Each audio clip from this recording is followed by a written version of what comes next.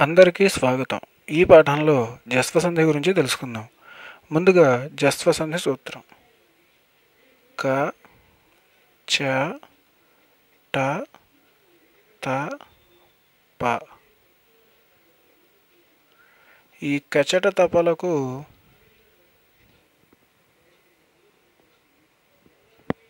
అచ్చులు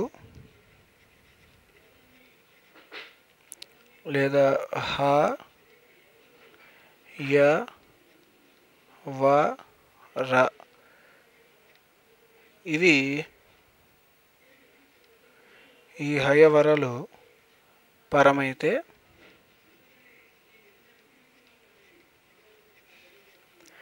క్రమముగా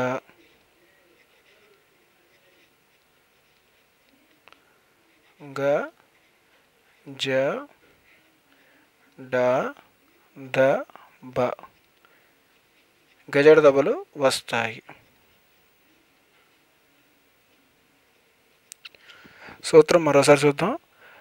కచట దబలకు అచ్చులు లేదా హయవరలు పరమైతే క్రమముగా గజడ దబలు వస్తాయి. ఈ కచట దబలు పరుషాలు, గజడ దబలు సరళములు అంటారు. వీటిని మనం ఉదాహరణ పూర్వకంగా చూద్దాం.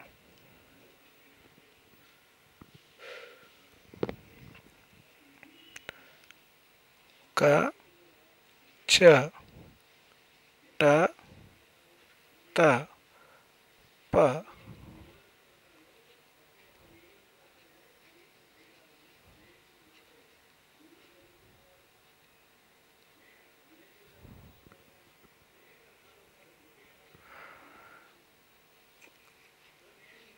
కకి ఈ పరమైతే గి అంటే ఇక్కడ గా వస్తుంది. ఈ కారం కలిసి ఈ కారం. దీనికి ఉదాహరణ వాక్ ప్లస్ ఈశుడు కలిపితే వాగీశుడు.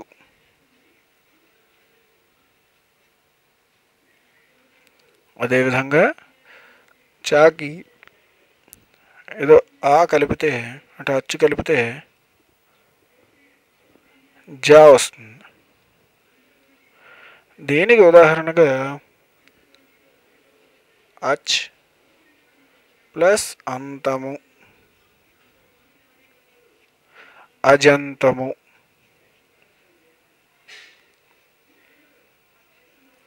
అంటే ఇక్కడ చెకి ఆ కలిసి జా వచ్చింది. అదేవిధంగా టాతో తీసుకుంటే ఆ కలిపితే మళ్ళీ డా వస్తుంది. ఎందుకంటే కచట దెబ్బలు గజట దెబ్బలు కదా.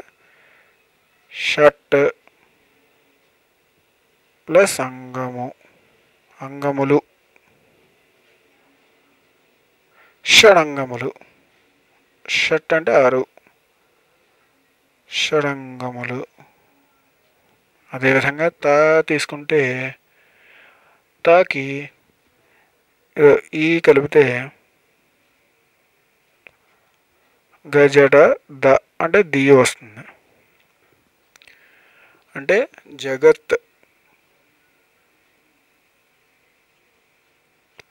ప్లస్ ఈశుడు.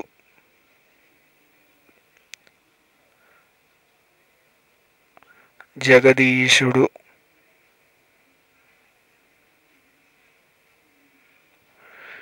ఇంకా పా తీసుకుంటే ఆ కలిపితే గజడ ద బా బా రావాలి. అంటే సుప్ ప్లస్ అంతము కలిపితే సుబంతము. ఇక్కడ ప ఆగే కలిసి బా కింద వచ్చింది. ఈ విధంగా మనం జస్వ సంధిని తెలుసుకోవచ్చు. దీనికి మరికొన్ని ఉదాహరణలు.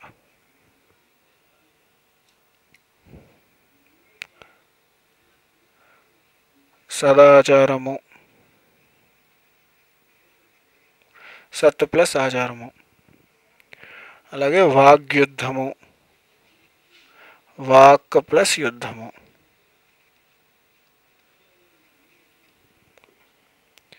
అలాగే దిగ్భ్రాంతి, దిక్ ప్లస్ భ్రాంతి.